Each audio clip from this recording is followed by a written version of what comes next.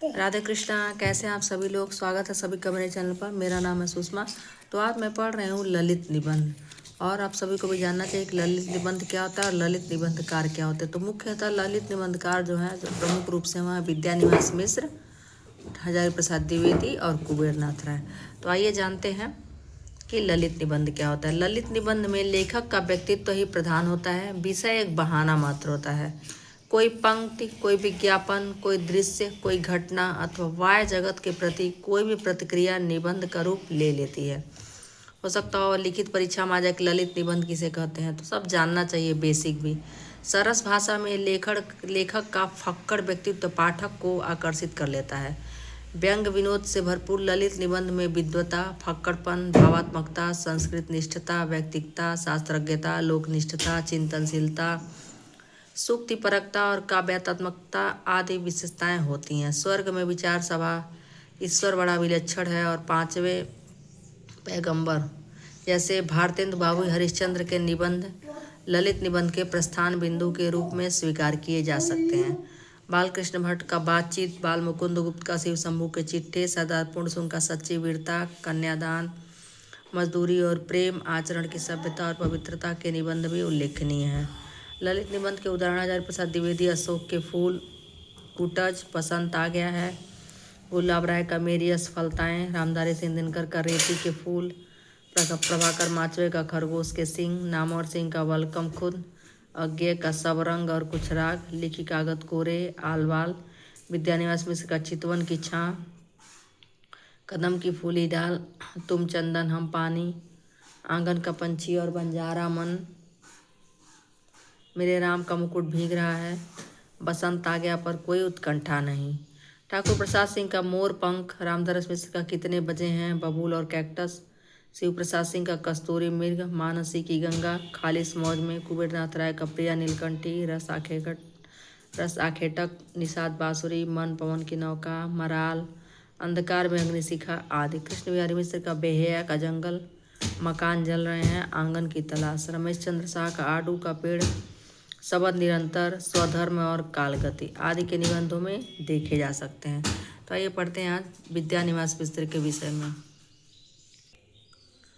तो इनका जन्म 14 जनवरी 1926 को हुआ है। संप्रति राज्यसभा सदस्य हैं। उत्तर प्रदेश के भोजपुरी भाषी, जनपद गोरखपुर ग्राम के हैं। पकड़िया में जन्म हुआ इनका। प्रतिष्ठित व सुशिक्षित परिवार की घरेलू शिक्षा के साथ प्रारंभिक व माध्यमिक शिक्षा गोरखपुर में, 1945 ईस्वी में इलाहाबाद विश्वविद्यालय संस्कृत में एमए किया।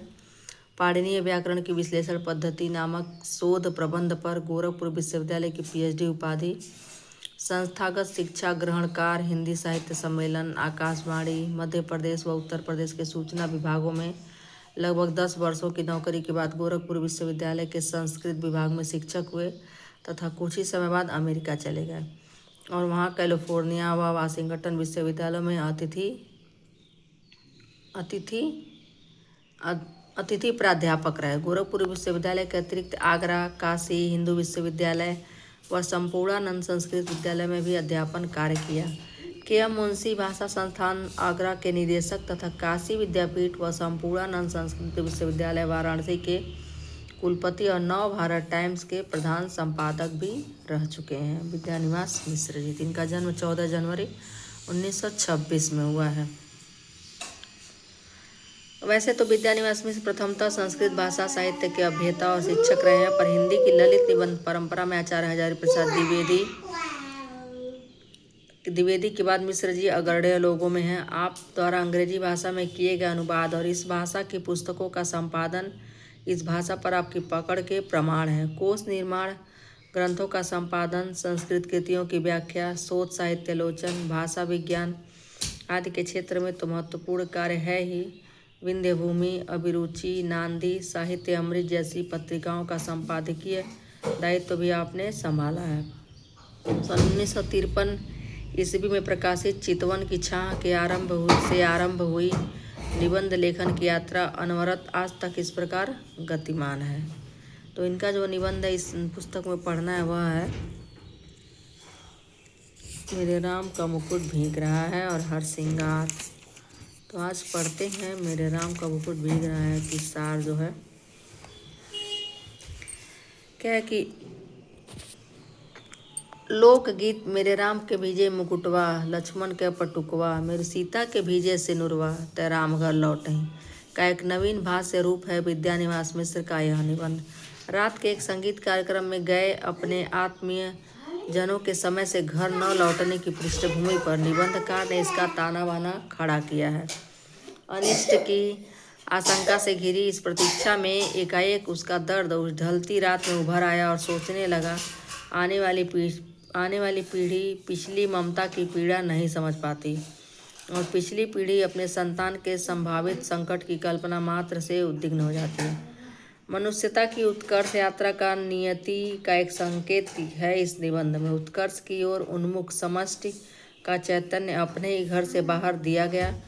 मनुष्य की ऊर्ध्वोन्मुख चेतना की यही कीमत सनातन से अदा की जाती रही है और विद्यानिवास मिश्र की आत्यंतिक चाहत है, राम भीगे तो भीगे, राम के उत्कर्ष की कल्पना न भीगे।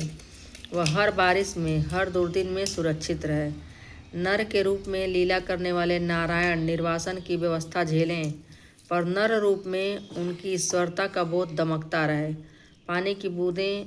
पानी की बूंदों की झालर में उसकी दीप्ति छिपने न पाए। तो यह था मेरे राम का मुकुट भीग रहा है। बहुत सुंदर हर श्रृंगार भी इनका निबंध है। इसको भी पढ़ लेते हैं। नियशेष भाव से अपने को दे देना विद्यानिवास मिश्र का अभिषिक्त कथ्य है। उच्चता और उदात्तता के अपने इस प्रतिमान में उनका खुद का जीवन भले ही बहुत ऊंचाई वाला न हो, पर हर श्रृंगार है उनके इस भाव का ध्वजवाहक। मैं आसमान नहीं हूँ, बन भी नहीं पाऊँगा, उतना धुंधला, उतना अछोर, उतना सूना और उतना महान बनने की कल्पना में मेरे लिए दुस्सह है। मैं धरती की पिछली संतान हूँ। मेरा दाएं भाग धरती की अक्षमताओं और सीमाओं से बंधा हुआ है। मनुष्य केवल सहन करने की इच्छा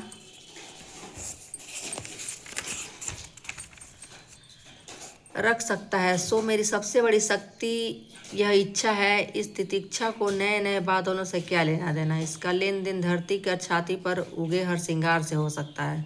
सब कुछ लुटाकर हर श्रृंगार चुप रहता है। वह धरती को उसके स्नेह का प्रतिदान देकर फिर कुछ कामना नहीं रखता। वर्तमान परिवेश प्रीतिकार तो नहीं है विद्यानिवास मिश्र के लिए, लेकिन जीवन रस जुटा लेने के निमित्त वे हताश भी नहीं है। जीवन के किसी नीरव निशीथ में, विरह के अनंत अंधकार में और निराशा की विराट निशब्दता में धीरज के लौलहे फूल बरसाना उसका काम है। इतना ही नहीं, यदि व्यक्तिगत जीवन में भी उचाटता उठ खड़ी हो तो हर श्रृंगार धर्म धारण कर लेगा। यूं इस मानव जीवन को प्रेम जब खो जाता है तब हर श्रृंगार की छाँव में ही आकर वह अपनी राह पा जाता है। एक से निराश होकर वह बहु का आशाप्रद हो जाता है। एकोन्मुख प्रेम की मृत्यु को बहुन्मुख प्रसार का जीवन देना, यही हर श्रृंगार का संदेश है। शमशान के चिताभस्म को विभूति में परिवर्तित कर देना, यही उसका लक्ष्य है। और जिसके पास अपने रिक्त का ऐसा पाथेय पड़ा हो, उसके लिए उलझनों के क्षण में राह बताने के नाम ततः अंगुली निर्देश अनुकरणीय हो सकता है। क्या मैं खोया और हारा हुआ प्रेम पथिक, मुझे दूसरी राह दिखा करके कोई भटकाए क्यों। तो यार श्रृंगार का संक्षेप सार था। तो आशा कर रही हूँ कि आप सभी को पसंद आएगा। ज़रूर पढ़ें और लाइक करें। नमस्कार, धन्यवाद।